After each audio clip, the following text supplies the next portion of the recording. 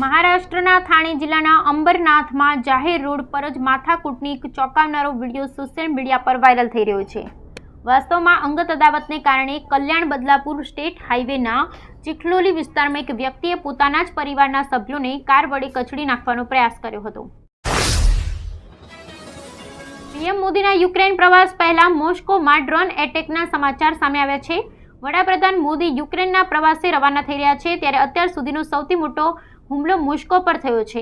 વાસ્તવમાં ભારતના વડાપ્રધાન નરેન્દ્ર મોદી યુક્રેનની મુલાકાતે જવાના છે। તેઓ 21 અને 22 ઓગસ્ટે પોલેન્ડની મુલાકાત લીધા બાદ યુક્રેન જવા રવાના થશે અને તેઓ 23મી ઓગસ્ટે ત્યાં પહોંચશે। 45 વર્ષ બાદ કોઈ ભારતીય વડાપ્રધાન યુક્રેનની મુલાકાત લેશે।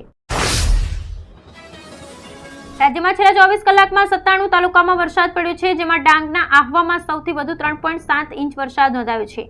ચીખલીમાં 3.5 ઇંચ, ક્વાંટમાં 3 ઇંચ, પલસાણામાં 2.9 ઇંચ, નાદોદ, ગારિયાધાર, છોટાઉદેપુરમાં 2.8 ઇંચ, ભરૂચ, ડોલવણ, ગળતેશ્વર, સાગરબારા, ગણદેવીમાં 2 ઇંચ વરસાદ નોંધાયો હતો, જ્યારે ખેમગામ, કઠલાલ, લીલિયા, ઝઘડિયામાં 1.5 ઇંચ વરસાદ નોંધાયો। આજરોજ ગાંધીનગર ખાતે વિધાનસભાના ચોમાસા સત્રની બેઠક શરૂ થનાર છે, ત્યારે આ બેઠક પહેલા ભાજપની બેઠક થઈ હતી, જેમાં તમામ ધારાસભ્યોને પણ 3 લાઇન વ્હીપ આપવામાં આવ્યો હતો। ઉપરાંત ભાજપના તમામ ધારાસભ્યોને ગૃહમાં ફરજિયાત હાજર રહેવા સૂચના આપવામાં આવી છે તથા વિધેયક અને સરકારી કામમાં મતદાનને લઈ હાજર રહેવા સૂચના આપવામાં આવી હતી। શહેરમાં રહેતી એક યુવતીએ તેના સાસરિયાઓ સામે પોલીસ ફરિયાદ નોંધાવી છે। લગ્નના થોડા સમય બાદથી યુવતીનું પતિ ઘરે દારૂ પીને આવતો અને તેની પત્ની માનતો નથી તેમ કહીને પરિણીતાને ત્રાસ આપતો હતો। પતિ સહિત સાસરિયાઓ પણ 10 લાખ દહેજની માંગણી કરીને ત્રાસ આપતા હતા। આખરે કંટાળી પરિણીતાએ મહિલા પોલીસ સ્ટેશનમાં આ અંગેની ફરિયાદ નોંધાવી। કોલકાતામાં હોસ્પિટલમાં ફરજ બજાવતી મહિલા તબીબ પર નરાધમ યુવક દ્વારા દુષ્કર્મ આચર્યા બાદ તેની હત્યા કરવામાં આવી, જેના પડઘા સમગ્ર દેશમાં પડી રહ્યા છે। ગુજરાતમાં પણ તેની અસર જોવા મળી રહી છે। આજે 6થા દિવસે પણ ગુજરાતના તબીબો તેઓની સુરક્ષાને લઈ હડતાલ પર છે। તબીબોની સુરક્ષાને લઈ ઋષિકેશ પટેલે મોટું નિવેદન આપ્યું હતું। રાજ્યમાં અસલીના નામે લોકોને નકલી વસ્તુઓ પધરાવવા તત્વોની ભરમાર થઈ ગઈ છે, ત્યારે સુરતમાં વધુ એક નકલી વસ્તુઓ બનાવતી ફેક્ટરી ઝડપાઈ છે, જ્યાં બ્રાન્ડેડ સાબુ અને લિક્વિડ સહિત ઘરમાં વપરાતા કેટલાક કેમિકલવાળી ચીજ વસ્તુઓ બનાવવામાં આવતી હતી।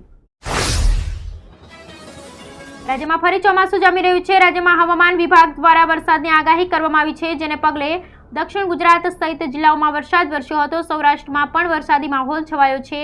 આ વચ્ચે આજે સવારે 6 વાગે પૂરા થતા છેલ્લા 24 કલાકમાં રાજ્યના 97 ગીર ગઢડાના નાના સમઠિયાળા ગામેથી પસાર થતી માલણ નદીમાં પૂર આવતા નદી બંને કાંઠે પાણી વહેતા થયા હતા। લોકો પાણી જોવા ઉમટી પડ્યા હતા, જોકે ભારે વરસાદને કારણે લોકોમાં ઠંડક પ્રસરી ગઈ અને ખેડૂતોમાં ખુશીનો માહોલ ફેલાયો। છેલ્લા ઘણા સમયથી રાજ્યમાં એમાં પણ ખાસ કરી સૌરાષ્ટ્રમાં વરસાદે વિરામ લીધો છે। જૂનાગઢમાં છેલ્લા 3-4 દિવસમાં તાપમાનનો પારામાં વધારો જોવા મળ્યો હતો। હાલમાં તાપમાન વાદળછાયું જોવા મળી રહ્યું છે, ત્યારે આગામી દિવસોમાં 26, 27, 28 અને 29 ઓગસ્ટ દરમિયાન સૌરાષ્ટ્રમાં ભારેથી અતિભારે વરસાદની શક્યતા હવામાન નિષ્ણાંતે વ્યક્ત કરી છે, જ્યારે બાકીના વિસ્તારોમાં હળવાથી મધ્યમ વરસાદની શક્યતાઓ રહેલી છે।